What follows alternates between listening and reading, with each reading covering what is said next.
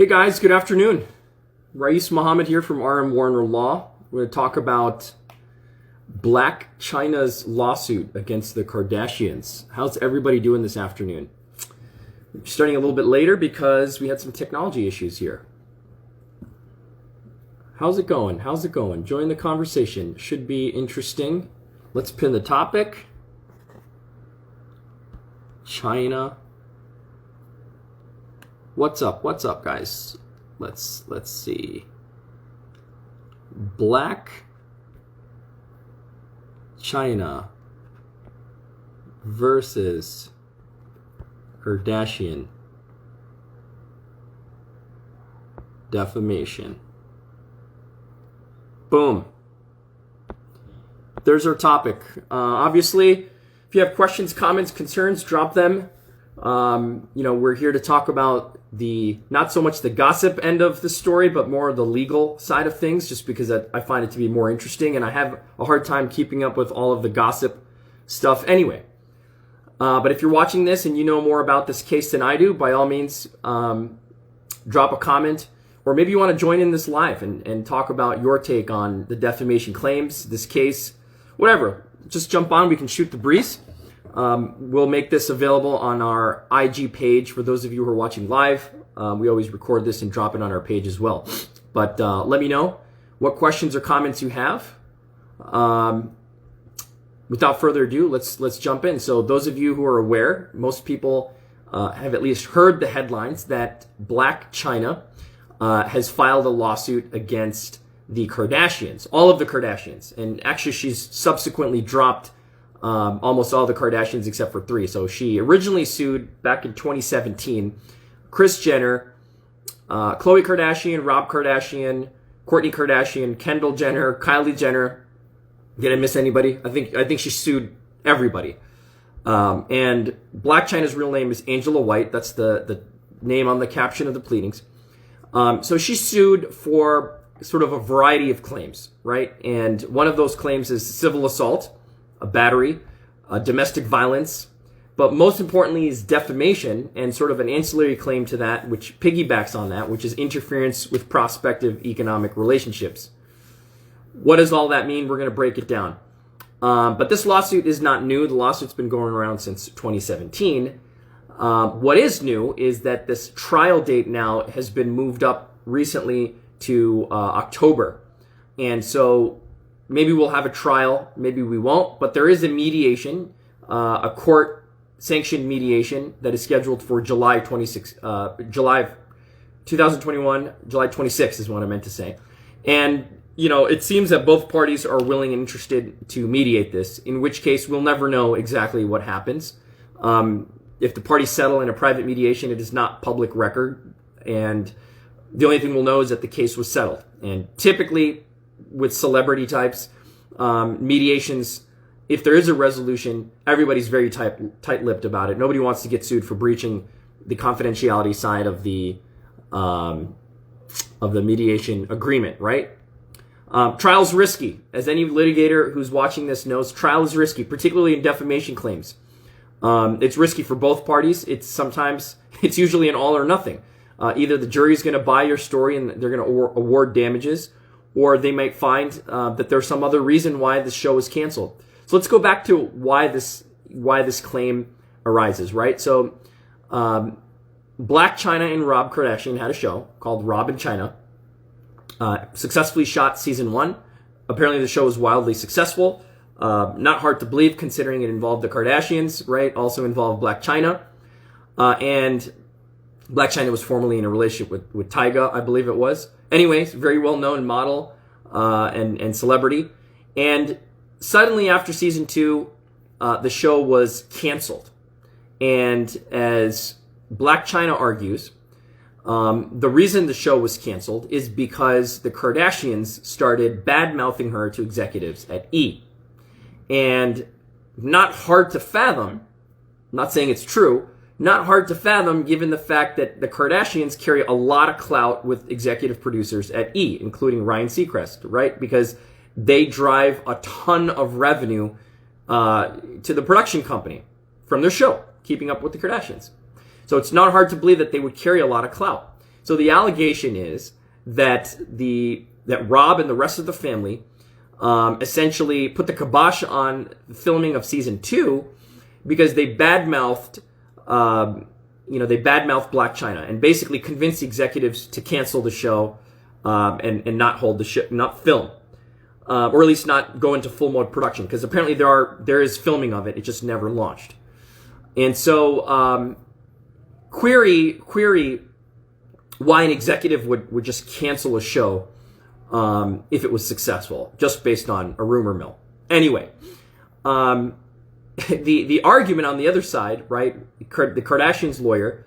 So I didn't mention this, but the remaining defendants right now are actually just Rob, Kris Jenner, and Kim Kardashian. So just those three. Everybody else has been dismissed voluntarily from the lawsuit.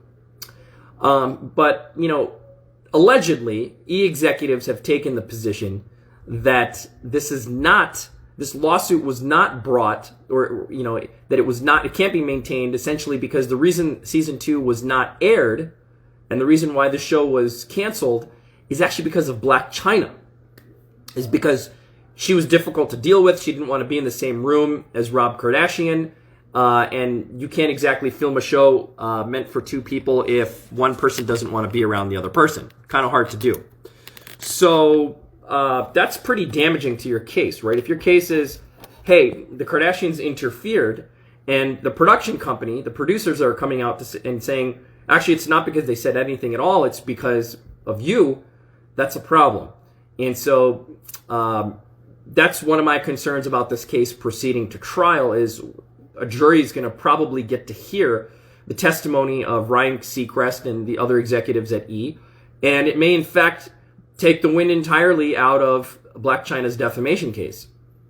So I don't know. I'm a little concerned. A little bit of history on this case. Last year, a judge denied the Kardashians' motion to dismiss. Why is that procedurally important for lawyers? It's procedurally important because defamation cases are subject to being dismissed, like any case. But essentially, if it lacks any sort of merit, either because even if this is true, there's other reasons why this case, even if the facts are true as alleged, there's other reasons why legally, the plaintiff, in this case Blac Chyna, can't get the relief she's asking for. And the judge denied the motion to dismiss. And what's interesting is the motion to dismiss procedurally involved the production of some evidence. So there is some amount of evidence that a judge has seen, not a jury, but a judge. And the judge has opined that there's, quote unquote, substantial amount of evidence filed by Chyna, including the unaired footage from season 2, okay, that shows that there may be merits to the defamation. What do you think the judge saw? What kind of evidence? Well, it seems like the argument is, listen, Your Honor, their relationship, Rob and Chyna's relationship, was actually fine, or it was on the mends. And if the defense is arguing that the relationship fallout was the reason for the cancellation of the show, that doesn't really jive, right? You can't say that the relationship's not working out, we have to cancel the show, and on the other hand, you have footage of them sort of reconciling. And so that's a pretty big deal, because if a judge saw that, and that's the significant amount of evidence that the judge said, the substantial amount of evidence, according to the judge, that allows this case to proceed to trial, you got to wonder, what are the Kardashians going to argue when this gets to a jury? Doesn't look good for them either. So I don't know. This is an interesting lawsuit. We do know that there were allegations that Rob made that Chyna had assaulted him. I don't know if there's been physical evidence produced of that. I don't know if there's police reports of this, or if this is just an attempt after a relationship fell out to completely just go ham on Blac Chyna and make her look bad. I don't know. I'm curious to hear what you guys think. From a legal analysis standpoint, it's hard to really make heads or tails of the defense. I could certainly see a jury buying, Blac Chyna's argument that this is all the Kardashians using their clout to cancel the show. And I'm sure in the jury pool, although I think both lawyers are competent enough to argue that, a jury member should be dismissed if they were fans of the show, I'm sure there are people who are going to be influenced by the celebrity, nature of Blac Chyna, right? Anyway, I know that according to what we have seen from the public record, neither NBC or E were named as defendants in this lawsuit, which is interesting, right? Because if you are making a big deal out of losing money for a show being canceled, why wouldn't you sue the people who are the decision makers? Why wouldn't you sue executives from NBC or E and say, you are the reason why I lost all this money? Perhaps you have some contributory fault. Perhaps there's some negligence on your part or intentional misconduct on your part as well. They were never named, but we understand that E's excuse is essentially, look, as I mentioned earlier, this relationship fell out and we couldn't film. And it's not that they were defaming you. Of course they'll probably take that position because the Kardashians are a sweetheart client of theirs, right? It's also interesting to see that a judge ordered, this is back in December, that all of the footage of the reality show, right, that was recorded and not aired had to be turned over. And that's part of the evidence that Blac Chyna used to convince a judge that the case needed to proceed forward based on the relationship being rekindled or, reconstructed. So all that footage is now fair game. And, as reality TV stars do, I'm sure there are many admissions and many things that are on that footage that neither party wants to see the light of day. But unfortunately, it's fair game now. I know that in the public's eye, both lawyers have come out and say, we're thrilled that this case is going to trial. I'm sure they both are thrilled that this is going to trial. But again, risky proposition, I think, for both. I think Blac Chyna probably has a little bit of a leg up. But it's also very difficult to win a case when the network is coming back and saying the reason we could not move forward is another reason other than the interference, right? Or defamation. And so the way these claims work is obviously, defamation. It's a false statement of fact published to a third party. In this case, the false statement is that, Blac Chyna was, assaulting Rob and that, she's a violent person, et cetera, et cetera. And then it causes damages. And the damages in this case have to be significant. I don't know how much the show is making. I don't know that any of that is public record. But when you're suing for the cancellation of a show that had already been aired before, you have a history. At least there's data, there's information, and there's only one season of it, at least from a publication standpoint. But there's going to be data on it, and I'm sure the show is making a lot of money, right? Money is driven by advertising in the publishing world. I'm sure there were talks of additional seasons being filmed, etc. So the damages have to be pretty significant. I mean, 7 figures, maybe 8 figures or more. I don't know. But the interesting thing is the interference, to prevail on your interference claim, you have to show that the interference was improper, meaning that usually when you make these allegations of defamation and intentional interference, the defamation is the base, right, is the foundation of the intentional interference claim. So if there was some other interference wherein Kim Kardashian or Kris Jenner or Rob acted in a way that was a protected activity, like let's say they actually went to the producers and said, we're concerned that Blac Chyna is engaging in these acts. We're concerned, this is my sister, this is my sibling, whatever. This is my brother. This is my child, right? We need to be concerned about putting them in the same room when we're filming. And, we have these legitimate concerns. Here's a police report. Is that interference intentional? Is that interference wrongful? Great question. It may not be. It may not be a wrongful. If you're actually bringing to the attention of somebody a real physical harm, a tangible harm, and that producers should rethink, right? Should rethink filming these two. I don't know that that's an intentional or wrongful interference, I should say. So who knows? Again, and if the executive producers decided on their own volition that they just were not going forward, and the statements by the Kardashians had nothing to do with the cancellation of the show, then I think you're in trouble. And that sounds like what executive producers are going to testify as at trial. Who knows? I thought it was interesting, some of the quotes that were provided by the lawyers in the case. And in the case of Blac Chyna's lawyer, here's one of the things that she said. Rob Kardashian, quote, "Rob Kardashian is an abuser intent on destroying Angela White, the mother of his baby, who left him in 2016. In revenge, the Kardashian-Jenner family became media predators, slut-shaming her on social media and killing her hit television show, Rob and Chyna, which had already begun filming a second season." Pretty big words, right? And of course, Rob Kardashian's lawyer is not going to sit still. Here's another quote. Among Chyna's allegation is a claim that Kris Jenner, Kim Kardashian, Khloe Kardashian, and Kylie Jenner secretly defamed Chyna and illegally interfered with Chyna's quote-unquote highly lucrative contract in the E-Network with the E-Network and Universal. The alleged interference caused the cancellation of Rob and Chyna. Bunham/Murray must produce the unaired season 2 of Rob and Chyna and the Keeping Up with the Kardashians footage. I didn't mention that earlier, so it's not just the Rob and Chyna show. It's the Keeping Up with the Kardashians show that was filmed, whose footage is also subject to the court order to be produced. The judge also ruled that an unaired footage from Keeping Up Kardashian, which was filmed in March of 2017, again, this is years ago, should be handed over, and that the unaired footage shows Rob and Chyna working on the relationship. So I don't know. I go back and forth without seeing the evidence in front of you. It's hard to say as a lawyer, which way this case is going to go.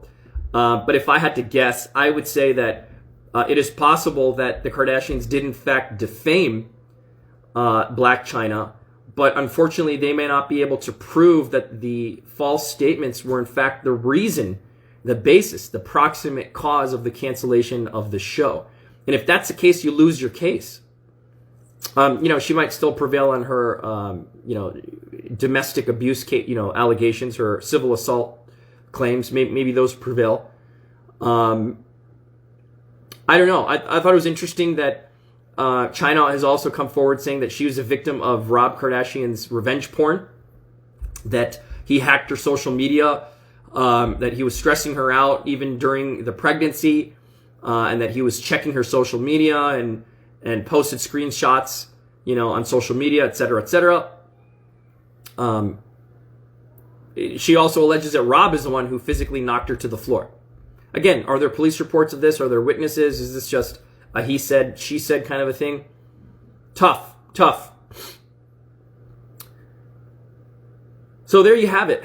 I think when this case goes to trial in October, if it goes to trial, it's going to be very ugly. I think the parties, if they're smart, they would settle this case in the private mediation, which is set for July 26th of this year.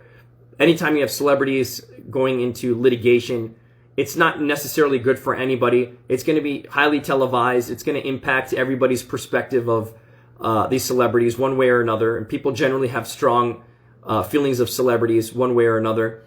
And so I feel like the smart thing to do is to try to resolve this. We don't know how much is at stake in terms of damages. At least I don't know. I don't know if there's been evidence produced of how much a Blac Chyna would be entitled to. If there was a contract that was breached. Again, if there was a contract that was breached, it's curious why NBC, Universal, and E were not named as defendants. So I have to sort of assume that there aren't any contracts between Blac Chyna and NBC Universal to film and air season 2. Otherwise, it's a breach of contract, very straightforward. But it'll be interesting to see how this case moves forward. I think that the defamation part, even as I said, even if it prevails, even if she prevails in proving that false statements about her were made to NBC or Universal, I think those executives are going to testify that that's not the reason why they canceled the show, and that puts you, Blac Chyna, in a predicament. And that's a horrible thing for a jury to hear during a trial. So anyways, thanks for listening. If you have questions or comments, drop them in below or send them to us via DM, and we're happy to answer them. We'll keep you updated on this litigation. It should be an interesting one if it doesn't get settled in July or before then. Take care, guys.